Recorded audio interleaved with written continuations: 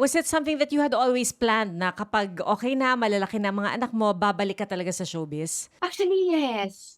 At saka Miss Pia, iba yung ano, eh, yung 'pag naumpisahan mo talaga ng minamahal mo yung craft mo, yung pag-aartista, yung pag-aantay. Minsan napapaisip ka na parang, gusto kong bumalik, gusto ko yung mahal ko yun, eh, yung gano'n.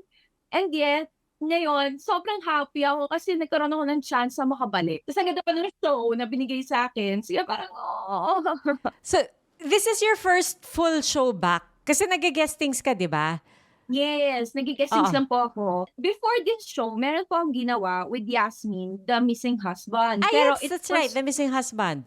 pero sobrang konti lang yung role ko. Feeling ko Ah, sinusubukan ako na kung kaya ko. Kasi alam mo yung buong 10 years, halos 10 years ako nawala. wow, Almost oo ten nga 'no, years. kasi Yes, before you even gave birth, nagpahinga ka na. yes. So my daughter now is 8 years old. And Oo. before I gave birth, 2 years pa after namin magpakasal, eh. So Ah. 10 years talaga ako nawala sa showbiz. So parang sabi ko, "It's my time na talaga."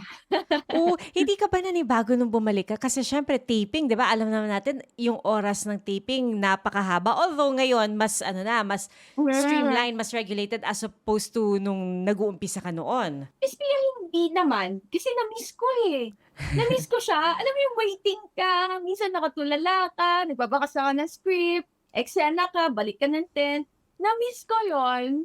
Sobrang na-miss ko siya kaya sabi ko parang yung iba nag-aano sa'kin na parang, "Hindi ka ba na-bored? Hindi ka ba na ano?" Kasi yung mom life mo siyempre everyday kailangan mabilis lahat lalo na 3 yung anak mo. Pero hindi, siguro kasi talagang love na love ko yung ginagawa ko before.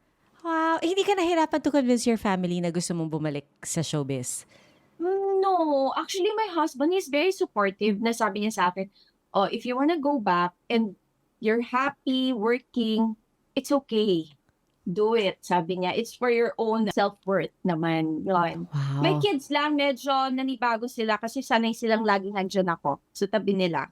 So, nire-reassure ko lang sila na, "I'm gonna go home. I'm just working, so we have more money, we have to save, so we can travel." Alam mo yung gano'n, yung mga tipikal na Oo, yun sabi yun ko yung basic explanation, eh. So you'll have more oo. toys, ganyan. Ay hindi na, sobrang dami na ng toys, eh, Oo, kaya sige, hindi na yun, eh. Yun nga yung travel na sinasabi lang. ko, travel ang gusto nila, eh, so we can Ah. travel, 'di ba?